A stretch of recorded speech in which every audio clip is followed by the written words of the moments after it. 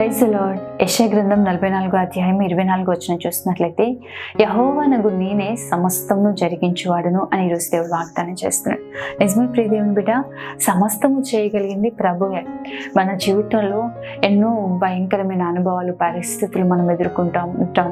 ఎన్నో నూతనమైన అనుభవాల గుండా మనం వెళ్తూ ఉంటాం. ఇది మనం చేయలేకపోతుండొచ్చు, కొన్నిసార్లు ఈ పరిస్థితుల్లో మనం నిలబడలేకపోతుండొచ్చు. కానీ దేవుడు సమస్తాన్ని జరిగించే దేవుడే ఉన్నాడు ప్రియ దేవుని బిడ్డ. ఇది మనుషులకు అసాధ్యమే కానీ దేవునికి సాధ్యము అని దేవుని వాక్యం సెలవిస్తూ ఉంది. యెహోవాకు అసాధ్యమైంది ఏదైనా ఉందా అని ప్రభు వాక్యం సెలవిస్తూ ఉంది. దేవునికి అసాధ్యమైంది ఏది లేదు. నిశ్చయంగా నీవు ఏ పరిస్థితిలో ఉన్నా, ఉద్యోగరీత్యా కావచ్చు, కుటుంబ పరంగా కావచ్చు, ఆర్థికంగా కావచ్చు, ఆరోగ్యపరంగా కావచ్చు, ఆలోచన విషయంలో కావచ్చు, మనం ఎలా పిలిస్తే మనకు అలా ఉత్తరం ఇచ్చే దేవుడు, మనకు కావాల్సిన సహాయాన్ని మనకు చేసే దేవుడు ఆయన. నిశ్చయంగా ఆయన సమస్తాన్ని జరిగించే దేవుడు. ఆయన మాటతో ఈ భూమికి పునాది వేయబడింది ప్రియ దేవుని బిడ్డ.